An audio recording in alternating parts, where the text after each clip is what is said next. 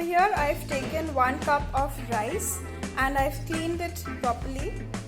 So I'm going to soak this in water for about 20 minutes before we start cooking the rice.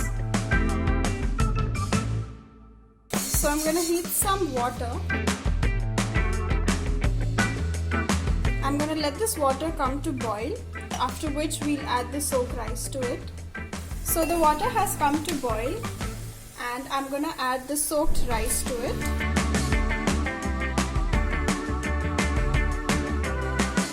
I'm going to let this boil for about 6 to 7 minutes until the rice is completely cooked. For making jeera rice, it's important to add oil so that the rice doesn't stick together. So I'm adding 1 tablespoon of oil.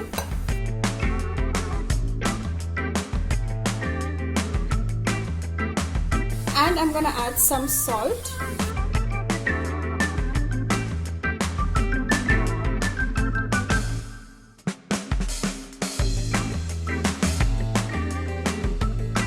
So now I'm going to drain out all the excess water.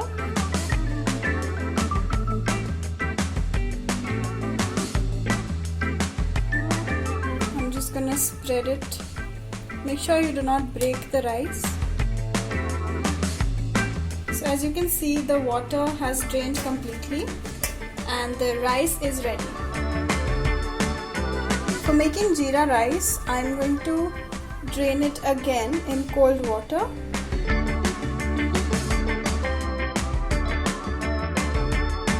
So now we'll start the preparation for the jeera rice. For making the jeera rice, I'm going to heat a kadai. To this, I'm going to add 1 tablespoon of ghee. So I'm just going to let it melt completely. So the ghee has melted. To this, I'm going to add some cumin seeds.